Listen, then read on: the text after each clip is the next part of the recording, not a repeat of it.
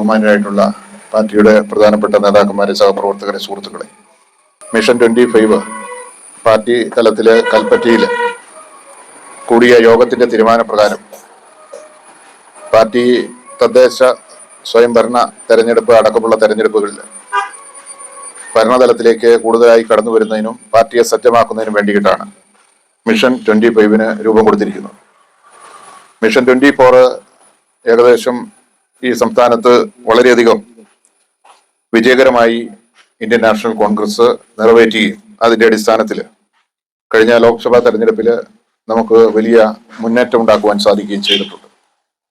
ബഹുമാനായ കേരളത്തിന്റെ പ്രതിപക്ഷ നേതാവ് ശ്രീമാൻ വി ഡി സതീശൻ മുതിർന്ന നേതാക്കളുമായി കൺസൾട്ടേഷൻ നടത്തിക്കൊണ്ട് ഈ സംസ്ഥാനത്തെ പാർട്ടിയെയും ഈ സംസ്ഥാനത്ത് തെരഞ്ഞെടുപ്പിനെ അഭിമുഖീകരിക്കുന്ന ഘട്ടത്തിൽ തന്ത്രപ്രധാനമായിട്ടുള്ള ചില നടപടിക്രമങ്ങൾ രൂപപ്പെടുത്തി അതിന്റെ പശ്ചാത്തലത്തിലുള്ള കർമ്മ പരിപാടികളുമായിട്ടാണ് നമ്മൾ മുന്നോട്ട് പോകുന്നത്. പാർട്ടി ഐക്യകണ്ഠേന എടുത്തിട്ടുള്ള നിലപാടും തീരുമാനവുമാണ് അതിന്റെ ആദ്യഘട്ടം മിഷൻ 24 നമ്മൾ വിജയകരമായി പൂർത്തിയാക്കുകയും ചെയ്തു. ഇപ്പോ നമ്മുടെ മുമ്പിൽ നിൽക്കുന്നത് പഞ്ചായത്ത് തെരഞ്ഞെടുപ്പാണ്. ഈ പഞ്ചായത്ത് തെരഞ്ഞെടുപ്പ്, ലോക്കൽ ബോഡി, പ്രാദേശിക ഭരണകൂടം ഒരു നാടിനെ സംബന്ധിച്ച് സുപ്രധാനമായ കാര്യമാണ്. ഗാന്ധിജി വിഭാവനം ചെയ്തതുപോലെ ഗ്രാമങ്ങളിലേക്ക് അധികാരവും ഗ്രാമ സ്വരാജ് എന്നുള്ള ആ ഒരു കാഴ്ചപ്പാടിന്റെ അടിസ്ഥാനത്തിൽ മുന്നോട്ട് പോകുന്ന ഒരു പ്രസ്ഥാനമാണ് ഇന്ത്യൻ നാഷണൽ കോൺഗ്രസ്. സ്വാഭാവികമായും ഗ്രാമങ്ങൾ ഈ മഹാരാജ്യത്തിന്റെ നാഡീ ഞരമ്പുകളാണ്. ഗ്രാമങ്ങളുടെ അഭിവൃദ്ധിയിലൂടെ മാത്രമേ ഈ രാജ്യത്തിനെ പുനരുദ്ധരിക്കാൻ കഴിയൂ എന്നുള്ള ആശയമാണ് ഗാന്ധിജി മുന്നോട്ട് വെച്ചത്. അതിനനുസൃതമായിട്ടുള്ള നിരവധിയായ കർമ്മ പദ്ധതികൾ 1947 മുതൽ ഈ രാജ്യം ഭരിച്ച കോൺഗ്രസ് ഗവൺമെന്റുകൾ രൂപീകരിച്ചിട്ടുണ്ട്. അതിനനുസൃതമായ വികസന പ്രവർത്തനങ്ങൾ രാജ്യത്ത് നടന്നിട്ടുണ്ട്. ഗ്രാമങ്ങൾക്ക് എംഫസൈസ് ചെയ്തുകൊണ്ടുള്ള നിരവധിയായ ലോൺ സ്കീമുകൾ, പദ്ധതികൾ, ആവാസ് യോജനകൾ അടക്കം ഗ്രാമീണ ജനതയെ മുന്നിൽ കണ്ടുകൊണ്ടുള്ള നിരവധി കർമ്മ പദ്ധതികൾ ഈ രാജ്യത്ത് ഇന്ത്യൻ നാഷണൽ കോൺഗ്രസ് നടപ്പിലാക്കിയിട്ടുണ്ട്. അതിന്റെ പശ്ചാത്തലത്തിലാണ് ഈ രാജ്യത്ത് ലോക ശ്രദ്ധയിൽ വരുന്ന രീതിയിലുള്ള വികസനത്തിന്റെ ഒരു പന്താവിനെ തുറക്കുവാൻ കഴിഞ്ഞെന്നുള്ളത് ഒരു യാഥാർത്ഥ്യമാണ്. ഇവിടെ ഈ സംസ്ഥാനം ഇന്ന് ഭരിച്ചുകൊണ്ടിരിക്കുന്നത് കമ്മ്യൂണിസ്റ്റ് മാർക്സിസ്റ്റ് പാർട്ടിയാണ്. ലോകത്തില് എല്ലായിടവും നഷ്ടപ്പെട്ട് ഒരു പുനഃസൃഷ്ടിക്ക് പോലും സാധ്യതയില്ലാത്ത ഒരു രാഷ്ട്രീയ പ്രത്യയശാസ്ത്രമാണ് കമ്മ്യൂണിസം എന്നുള്ള കാര്യത്തിന് യാതൊരു തർക്കവുമില്ല. ഇത് രൂപപ്പെടുത്തിയ ദേശത്തും ഇതുണ്ടായിരുന്ന ദേശത്തും ഇന്ന് നാമാവശേഷമായി പോയ ഒരു സ്ഥിതിയാണ് നിലവിലുള്ളത്. ഈ കേരളത്തിൽ മാത്രം ആളുകളെ തെറ്റിദ്ധരിപ്പിച്ചുകൊണ്ട് 57 തെരഞ്ഞെടുക്കപ്പെട്ട EMSന്റെ ഗവൺമെന്റ് അധികാരത്തിൽ വന്നു എന്നുണ്ടെങ്കിൽ ആ കമ്മ്യൂണിസ്റ്റ് മാർക്സിസ്റ്റ് പാർട്ടിയുടെ പ്രവർത്തനവും അതിന്റെ പശ്ചാത്തലവും ജനങ്ങൾക്ക് മനസ്സിലാക്കി അതിന്റെ അടിസ്ഥാനത്തിൽ നമ്മൾ മുന്നോട്ട് വെച്ച ആ ഒരു മതേതര ജനാധിപത്യ കാഴ്ചപ്പാടുകൾക്ക് വിഘാതം നിൽക്കുന്ന ഗവൺമെന്റിന്റെ ഭരണക്രമം അതിനെ ഈ സംസ്ഥാനത്തു നിന്നും മാറ്റപ്പെടുന്ന ഒരു സാഹചര്യമാണ് അന്നുണ്ടായത്.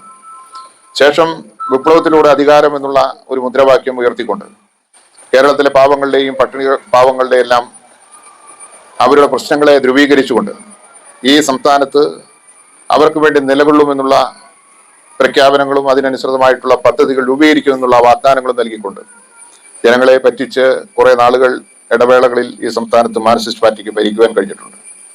ഒരു ടെസ്റ്റ് ഡോസ് ആയിരുന്നു. ആ കാലയളവിലെല്ലാം ദശാബ്ദങ്ങൾ സംസ്ഥാനത്തെ പിന്നോട്ടടിക്കുന്ന നിലപാടുകളും നടപടികളും സ്വീകരിച്ചുകൊണ്ട് മുന്നോട്ട് പോയി ഈ കേരളത്തിന്റെ എക്കണോമിയെ തകർത്ത ഒരു ഭരണകൂടത്തെയാണ് മാർക്സിസ്റ്റ് പാർട്ടിക്ക് കേരളത്തിൽ എന്ന് ജനഹിതം നൽകിയിട്ടുണ്ടോ അന്ന് അതിന്റെ പരിണിത ഫലമായി നമുക്ക് അനുഭവിക്കാൻ കഴിഞ്ഞിട്ടുള്ളത്.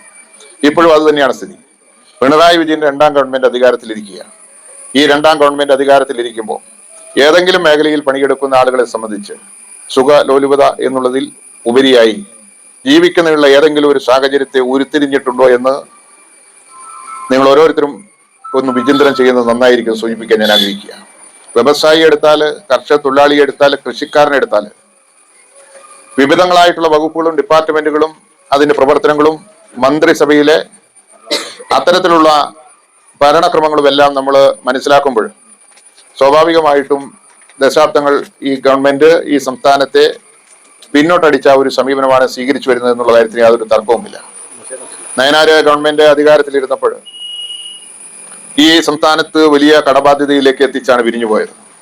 22,000 കോടി രൂപയുടെ കടബാധ്യത സംസ്ഥാന ഗവൺമെന്റ് സംഭാവന ചെയ്ത ഗവൺമെന്റിന് ശേഷം ശ്രീമാൻ എ കെ ആന്റണിയുടെ ഗവൺമെന്റ് സംസ്ഥാനത്ത് അധികാരത്തിൽ വന്നത് ധവളപത്രം പുറപ്പെടുവിച്ചുകൊണ്ടാണ്. കേരളത്തിന്റെ ചരിത്രത്തിൽ ആദ്യമായിട്ട് സംസ്ഥാനത്തിന്റെ എക്കണോമി ധവളപത്രം പുറപ്പെടുവിച്ച് ധനസ്ഥിതി ജനങ്ങളെ മനസ്സിലാക്കി കൊടുത്ത അധികാരത്തിൽ വന്ന ഒരു ഗവൺമെന്റ് ആന്റണി ഗവൺമെന്റാണ്. ആന്റണിയും ശ്രീമാൻ ഉമ്മൻചാണ്ടിയും നേതൃത്വം നൽകിയ ആ ഗവൺമെന്റ് ഈ സംസ്ഥാനത്തിന്റെ എക്കണോമിയെ, സാമ്പത്തിക അവസ്ഥയെ പുനഃസൃഷ്ടിക്കുകയാണ് യഥാർത്ഥത്തിൽ ചെയ്തത്. അതിനുശേഷം വന്ന കമ്മ്യൂണിസ്റ്റ് ഗവൺമെന്റും നയനാർ ഗവൺമെന്റ് മുന്നോട്ട് കൊണ്ടുപോയ അതേ നടപടി കൊണ്ടുപോയി ഈ സംസ്ഥാനത്തെ ധനപരമായി വന്ധീകരിക്കുന്ന ഒരു നിലപാട് സ്വീകരിച്ചു എന്നുള്ളതൊരു യാഥാർത്ഥ്യമാണ് ചൂണ്ടിക്കാട്ടുവാൻ ഞാൻ ആഗ്രഹിക്കുകയാണ്. എവിടെ പട്ടിണി പാവങ്ങളുണ്ടോ, എവിടെ സാമ്പത്തികമായ മൂല്യശോഷണമുണ്ടോ, അവിടെയാണ് കമ്മ്യൂണിസം വളരുന്നത് എന്നുള്ള കാര്യത്തിന് അത് തർക്കമില്ല. തൊഴിലാളി എപ്പോഴും തൊഴിലാളിയായിട്ടിരിക്കണം. പട്ടിണി പാവങ്ങളുടെ പട്ടിണി ഒരു കാലഘട്ടത്തിലും മാറ്റപ്പെടരുത്. എന്നിരുന്നാൽ മാത്രമേ കമ്മ്യൂണിസ്റ്റ് പ്രത്യയശാസ്ത്രത്തിന് ആശയപരമായി സാധ്യതയുള്ളൂ എന്നുള്ള യാഥാർത്ഥ്യം മുൻനിർത്തിക്കൊണ്ടാണ് ഈ ഗവൺമെന്റുകളെല്ലാം, കമ്മ്യൂണിസ്റ്റ് ഗവൺമെന്റുകളെല്ലാം ഭരിച്ചത് എന്നുള്ളൊരു യാഥാർത്ഥ്യമാണ്. യഥാർത്ഥത്തിൽ കമ്മ്യൂണിസ്റ്റ് പ്രത്യയശാസ്ത്രം എന്താണ് എന്നുള്ളതിൽ നിലപാട് വിട്ടിട്ട് ഒരു പിണറായി പ്രത്യേകമായിട്ടുള്ള ഒരു മാനിഫെസ്റ്റോ, ഒരു പ്രവർത്തന പന്താവിനെ തുറന്നുകൊണ്ടാണ് ഇപ്പോൾ മുന്നോട്ട് പോകുന്നത്. കേരളത്തിൽ നമുക്കറിയാം, കമ്മ്യൂണിസം അല്ല പിണറായിസം എന്ന് പറയുന്ന ഒരു പുതിയ പ്രത്യയശാസ്ത്രമാണ് നടപാടിക്കൊണ്ടിരിക്കുന്നത്. തന്റെ മകൾക്കും പാർട്ടിക്കും മരുമകനും വേണ്ടി മാത്രം വർത്തിക്കുന്ന ഒരു ഗവൺമെന്റ്. ആ ഗവൺമെന്റ് ഈ രാജ്യത്തെ ജനങ്ങളോട് കാണിക്കുന്ന വലിയ ക്രൂരതയാണ് ഈ അഴിമതിയുടെയും സ്വജനപക്ഷപാതത്തിന്റെയും പന്താവിനെ തുറന്നുകൊണ്ട് മുന്നോട്ട് പോകുന്നതെന്ന് സൂചിപ്പിക്കാൻ ഞാൻ ആഗ്രഹിക്കുക. പാർട്ടിയിലെ തന്നെ അസഹിഷ്ണുരായിട്ടുള്ള നിരവധിയായ സീനിയർ നേതാക്കന്മാർ നിലനിൽക്കുന്നു. അവരെല്ലാം ദേശീയ തലത്തിലും കമ്മ്യൂണിസ്റ്റ് പാർട്ടിയെ, CPM-നെ, പിണറായി വിജയൻ എന്ന് പറയുന്ന ആ പിണറായിസത്തിന്റെ വക്താവ് ചൊൽപ്പടിയിൽ നടത്തുന്ന ഒരു കാലഘട്ടത്തിലൂടെയാണ് കടന്നു പോകുന്നത് സൂചിപ്പിക്കാൻ ഞാൻ ആഗ്രഹിക്കുക. കമ്മ്യൂണിസ്റ്റ് പാർട്ടിയോ പ്രതിപക്ഷമോ മറ്റു രാഷ്ട്രീയ പാർട്ടികളോ ഈ രാജ്യത്തും സംസ്ഥാനത്തും വേണ്ട എന്ന് ചിന്തിക്കുന്ന പ്രത്യയശാസ്ത്രത്തിന്റെ ഭാഗമായി പ്രവർത്തിക്കുന്ന ആളുകളല്ല നമ്മൾ ഓരോരുത്തരും. നമ്മൾ മാത്രം ഈ സംസ്ഥാനത്തും രാജ്യത്തും മതി എന്ന് ചിന്തിക്കുന്ന ആളുകളല്ല, മറിച്ച് കൺസ്ട്രക്റ്റീവായിട്ടുള്ള ആരോഗ്യപരമായിട്ടുള്ള വിമർശനത്തിന് വേണ്ടിയിട്ട് മറ്റു രാഷ്ട്രീയ പാർട്ടികളും നാട്ടുമ്പുറങ്ങൾ ഉൾപ്പെടെ ഈ രാജ്യത്തിന്റെ വിവിധ ശ്രേണികളിൽ ഉണ്ടാകണം എന്ന് ജനാധിപത്യപരമായി ആഗ്രഹിക്കുന്ന പ്രസ്ഥാനത്തിന്റെ ഭാഗമായി പ്രവർത്തിക്കുന്ന ആളുകളാണ് നമ്മൾ സൂചിപ്പിക്കാൻ ഞാൻ ആഗ്രഹിക്കുക. ഇപ്പോ നമ്മുടെ രാജ്യത്ത് നടന്നുകൊണ്ടിരിക്കുന്ന എല്ലാ വിഭാഗീയ പ്രവർത്തനങ്ങൾക്കും പ്രത്യക്ഷമായി മാധ്യമങ്ങളുടെ മുമ്പിലും ജനങ്ങളുടെ മുമ്പിലും കമ്മ്യൂണിസ്റ്റ് മാർക്സിസ്റ്റ് പാർട്ടി സംഘപരിവാർ ശക്തികളെ എതിർത്ത് സംസാരിക്കുമ്പോൾ ആന്തരികമായി CPM-ഉം BJP-യുമായിട്ടുള്ള ആ ചരട് അത് പ്രത്യക്ഷ തലത്തിലേക്ക് വരെ കടന്നു വരുന്ന ഒരു സാഹചര്യം നിലനിൽക്കുകയാണ്. കാലങ്ങൾക്ക് മുമ്പ് KG മാരാരും പിണറായി വിജയനും എല്ലാം ഉൾപ്പെടുന്ന കമ്മ്യൂണിസ്റ്റ് മാർക്സിസ്റ്റ് പാർട്ടിയും BJP-യുമായി ബന്ധിപ്പിച്ചുകൊണ്ട് നടന്ന തെരഞ്ഞെടുപ്പിന്റെ ഘട്ടങ്ങളെയെല്ലാം വീണ്ടും ഓർമ്മകളിലേക്ക് വരുന്ന ഒരു കാലഘട്ടത്തിലേക്ക് കാര്യങ്ങൾ പോയിക്കൊണ്ടിരിക്കുകയാണ്. അവസാനമായി നമ്മുടെ 2 കന്യാസ്ത്രീകളായിട്ടുള്ള സ്ത്രീകൾ, അവർ ഉത്തരേന്ത്യയിൽ ജയിലിൽ അടയ്ക്കപ്പെട്ടപ്പോൾ ഇല്ലാത്ത കുറ്റം അവരുടെ മേൽ ചാർത്തി സാധാരണ മജിസ്ട്രേറ്റ് കോടതിയിൽ കേസ് റഫർ ചെയ്ത് അവിടെ ജാമ്യം ലഭിക്കേണ്ടതും ട്രയൽ നടക്കേണ്ടതുമായ കാര്യത്തിന് നാഷണൽ ഇൻവെസ്റ്റിഗേഷൻ ഏജൻസിയെ കേസ് ഏൽപ്പിച്ചുകൊണ്ട് വലിയ വൈതരണിയിലൂടെ അവരുടെ പ്രശ്നങ്ങൾ മുന്നോട്ട് പോയത് നമുക്കറിയാം. ഈ രാജ്യത്തെ പ്രതിനിധീകരിക്കുന്ന MP-മാർ, ഇന്ത്യൻ നാഷണൽ കോൺഗ്രസിന് നേതൃത്വം കൊടുക്കുന്ന MP-മാരടക്കം ശക്തമായിട്ടുള്ള നിലപാടുകൾ സ്വീകരിക്കുകയും അസന്നിഗ്ധമായ പ്രശ്നത്തിന്മേലൊരു നിലപാട് കാർക്കശ്യത്തോടു കൂടി സ്വീകരിക്കുകയും വിവിധ സമുദായങ്ങളുടെ പിന്തുണയോട് കൂടിയിട്ട് ദേശീയ തലത്തിലും സംസ്ഥാനത്തും നടന്നിട്ടുള്ള വലിയ പ്രതിഷേധത്തിന്റെ വേലിയേറ്റത്തിനൊടുവിൽ തെരഞ്ഞെടുക്കപ്പെട്ട ഗവൺമെന്റ് ആണെങ്കിലും അവർക്ക് വിടുതൽ നൽകേണ്ട കോടതി നടപടികളുടെ ഭാഗമായി ഗവൺമെന്റ് നിശബ്ദമായി ഇരിക്കേണ്ട ഒരു ഗതികേടുണ്ടായി എന്നുള്ളത് ഒരു ടെസ്റ്റ് ഡോസായി കാണുവാൻ നമ്മൾ എല്ലാവരും ആഗ്രഹിക്കണം. കാരണം ഇത് ഇനിയും ഉണ്ടാകും. കേസ് ഒഴിവാക്കുവാൻ തയ്യാറായിട്ടില്ല, ജാമ്യം ലഭിച്ചു എന്നേ ഉള്ളൂ. ഇല്ലാത്ത കാര്യത്തിന്റെ പേരിൽ കുറ്റാരോപിച്ചുകൊണ്ടാണ് ഈ രാജ്യത്ത് അത്തരത്തിലുള്ള ക്രിയ നടന്നത്. അന്യദേശത്ത് പോയി ആശയജ്ഞർക്ക് വേണ്ടി പണിയെടുക്കുന്ന, സ്വയം താല്പര്യത്തെ മാറ്റി നിർത്തിക്കൊണ്ട് ഈ രാജ്യത്ത് സന്യസ്തരായി പ്രവർത്തിക്കുന്ന ആളുകൾ, അവരുടെ പേർക്ക് ഈ രാജ്യം ഭരിക്കുന്ന ഗവൺമെന്റ് ചാർത്തിയിട്ടുള്ള കുറ്റം രാജ്യദ്രോഹ കുറ്റമാണ് സൂചിപ്പിക്കാൻ ഞാൻ ആഗ്രഹിക്കുക. ആ കേസിന്റെ മെറിറ്റിലേക്ക് കിടക്കുന്നതിന് മുമ്പ് വർഗീയതയുടെ വിഭാഗീയതയെ സൃഷ്ടിച്ചുകൊണ്ട് അതിന്റെ അടിസ്ഥാനത്തിൽ ഒരു കമ്മ്യൂണൽ പോളറൈസേഷൻ ഉണ്ടാക്കിക്കൊണ്ട് വർഗീയ ധ്രുവീകരണം ഉണ്ടാക്കിക്കൊണ്ട് ഭൂരിപക്ഷ വർഗീയതയെ താലോലിച്ചുകൊണ്ട് എക്കാലവും അധികാരത്തിലിരിക്കാമെന്ന മോഹമാണ് ഈ രാജ്യം ഭരിക്കുന്ന ഗവൺമെന്റിന്റെ ഭാഗത്തുള്ളത്. ആ ഗവൺമെന്റിന് ഒത്താശ പാടുന്ന കമ്മ്യൂണിസ്റ്റ് മാർക്സിസ്റ്റ് പാർട്ടിയാണ് കേരളം ഭരിക്കുന്നത്. ആശയപരമായും പ്രത്യയശാസ്ത്രപരമായിട്ടുമല്ല, മറിച്ച് അവർ അത്തരത്തിൽ ഒത്താശ പാടുവാൻ ഉണ്ടായ സാഹചര്യം നമുക്കറിയാം. ശ്രീമാൻ പിണറായി വിജയനുമായി ബന്ധപ്പെട്ട കേസുകളും മകളും മരുമകനുമായി ബന്ധപ്പെട്ട കേസുകളുമാണ്. ആ കേസുകളിൽ നിന്നെല്ലാം വിടുതൽ നൽകുന്നതിനും കാരാഗ്രഹത്തിൽ അടയ്ക്കപ്പെടാതിരിക്കുന്നതിനും ഈ സംഘപരിവാർ ഗവൺമെന്റുമായി ചെറുവിരൽ കൊടുത്തുകൊണ്ട് മുന്നോട്ട് പോകേണ്ടത് പിണറായി വിജയൻ എന്ന് പറയുന്ന കോമ്രേഡിന്റെ വ്യക്തിപരമായ ആവശ്യമാണ് എങ്കിൽ അതിന് കൂട്ടുപിടിക്കുന്ന പാർട്ടിയുടെ പോളിംഗ് ബ്യൂറോ അടക്കം ബ്രാഞ്ച് വരെയുള്ള തലങ്ങളാണ് ഇന്ന് രൂപപ്പെട്ടിരിക്കുക സൂചിപ്പിക്കാൻ ഞാൻ ആഗ്രഹിക്കുക. നമുക്കറിയാം, കേരളത്തിലെ ക്രമസമാധാനം മുഖ്യമന്ത്രി കൈകാര്യം ചെയ്യുന്ന ക്രമസമാധാനം അമ്പെ തകരാറായി നിൽക്കുക. കയ്യും കാലും വെട്ടി കോട്ടയം സെൻട്രൽ പോലീസ് സ്റ്റേഷനിലേക്ക് കുട്ടിപ്പകയുടെ പേരിൽ സംഘടന നടന്ന് കയ്യും കാലും വെട്ടി സെൻട്രൽ സ്റ്റേഷനിലേക്ക് അവയവങ്ങൾ എറിഞ്ഞു കൊടുത്തത് നമ്മൾ കൺമുമ്പിൽ കണ്ടതാണ്. ഉത്തരേന്ത്യയിൽ നടന്ന ഇത്തരത്തിലുള്ള ക്രിയ കേരളത്തിൽ ആവർത്തിക്കപ്പെടുമ്പോൾ 24 അടി ഉയരമുള്ള ജയിലിന്റെ മതിലിൽ വികലാംഗൻ ഒറ്റക്കയ്യനായിട്ടുള്ള ഗോവിന്ദചാമി എന്ന് പറയുന്ന കേരളത്തിലെ ആളുകളുടെ മനസ്സിലൊരു കിരാതരൂപമായിട്ടുള്ള കൊടും ക്രിമിനൽ ആ മതിൽ ചാടി കടന്നു എന്ന് ഇല്ലാക്കഥ മെനഞ്ഞുകൊണ്ട് പ്രതി രക്ഷപ്പെടുന്നതിനുള്ള സാഹചര്യങ്ങളെ സൃഷ്ടിച്ച ജയിൽ ഭരണാധികാരികൾക്ക് നേതൃത്വം നൽകുന്ന ആളാണ് കേരളത്തിന്റെ മുഖ്യമന്ത്രി. കേരള സംസ്ഥാനത്ത് VS അച്യുതാനന്ദന്റെ ശവസംസ്കാരവുമായി ബന്ധപ്പെട്ട വാർത്തകൾ 3-4 ദിവസമായി ഒരു ശ്രേണി പോലെ മുന്നോട്ട് പോകുമ്പോൾ ആ വാർത്തകൾക്ക് ഒരു അറുതി വരുത്തുന്നതിനും VSനെ വാനോളം വാഴ്ത്തിപ്പുകഴ്ത്തുന്ന മാധ്യമങ്ങൾക്ക് മുമ്പിൽ മറ്റൊരു പ്രശ്നം ഇട്ടുകൊടുത്തതാണ് എന്നുള്ള കാര്യത്തിന് യാതൊരു തർക്കവുമില്ല. പ്രിയപ്പെട്ടവരെ, ഞാൻ ദീർഘമായും സംസാരിക്കുന്നില്ല. ബഹുമാന എന്റെ സ്നേഹിതൻ ആൽബർട്ട് അടക്കം സജി കണ്ണമ്പുഴ അടക്കമുള്ള ആളുകൾ ഇവിടെ സംസാരിക്കും. ഇവിടെ നമ്മൾ മുന്നിൽ ഇപ്പോൾ നിൽക്കുന്നത് പഞ്ചായത്ത് തെരഞ്ഞെടുപ്പാണ്. ഈ വാർഡിൽ നമുക്ക് കഴിഞ്ഞ നമ്മുടെ നഷ്ടം വന്നു. 14 വോട്ട് കിട്ടിയാൽ നമുക്കത് ലഭ്യമാകുമായിരുന്നു. തെരഞ്ഞെടുപ്പിൽ സ്ഥാനാർത്ഥി കടന്നു വരുമ്പോൾ അത് ആ സ്ഥാനാർത്ഥി ഇന്ത്യൻ നാഷണൽ കോൺഗ്രസ് ഐക്യ ജനാധിപത്യ മുന്നണിയുടേതാണെങ്കിൽ അതിൽ മറ്റൊരു വിഭാഗീയതയുടെ താല്പര്യങ്ങൾ നമ്മുടെ മുമ്പിൽ ഉണ്ടാകാൻ പാടില്ല.